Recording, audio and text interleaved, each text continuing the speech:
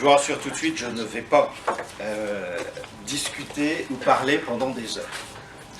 Alors, tout d'abord, je voulais vous remercier tous d'avoir eu la gentillesse de venir à cette réunion militante.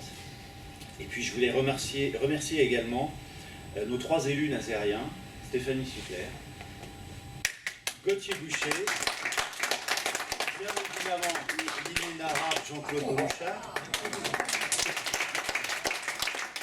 Je les remercier pour leur accueil de ce soir et leur accueil de manière générale à chaque fois qu'on se rencontre, et les remercier et les féliciter également pour tout ce travail qu'ils effectuent au sein du conseil municipal. Le maire David Sanzin, si je n'ai pas fait d'erreur, doit souffrir quand même quelque part dans son fort intérieur lors de leurs interventions multiples, puisqu'ils ont une fâcheuse tendance à ne rien lâcher, et ça doit quelque part crisper probablement ce maire qui ne partage pas forcément beaucoup de leurs idées. Voilà, alors j'ai eu le plaisir tout à l'heure, en arrivant à Saint-Nazaire en fin de matinée, de visiter ce superbe hôtel de ville, un peu stalinien d'extérieur, mais relativement bien aménagé à l'intérieur, puisqu'il y a de la moquette très épaisse, qui ne fait pas de bruit lorsqu'on marche. Et j'ai découvert un superbe équipement culturel qui consiste en des statues d'argile dont la beauté subliminale provoque à la fois un ravissement de l'œil et quand même une peur, limite surtout si on les croise la nuit.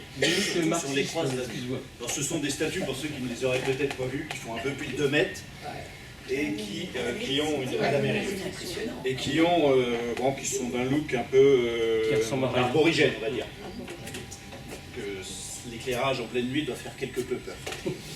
Donc voilà, j'ai eu la chance de visiter ce superbe bâtiment. On a voulu aller au bord de mer, mais bon, apparemment, le bord de mer est en pleine réfection et va devenir quelque chose qui sera probablement une belle promenade. La future promenade des Anglais de Saint-Nazaire, sans doute. Oui, exactement. Puisqu'à Saint-Nazaire, on connaît bien les Anglais.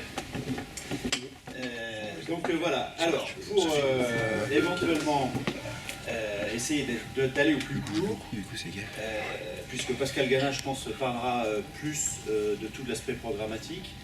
On a de bonnes nouvelles en ce moment, on a eu de bonnes nouvelles même il y a quelques heures, il y a 6h30, 7h maintenant, puisqu'un sondage dans Le Monde qui est paru aujourd'hui, un sondage Ipsos, donne notre liste sur les Pays de la Loire à 25%.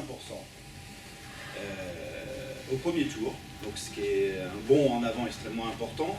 Comme le soulignait tout à l'heure Pascal, ça se fait au détriment de la liste de Bruno Retailleau en partie, puisque lui amorce une descente qui commence à être vertigineuse sur les 3 derniers sondages. Donc voilà, on a une bonne perspective sur ces élections. Cette réunion, et nous en sommes très heureux, est la dernière du premier tour. Pascal Gana est épuisé.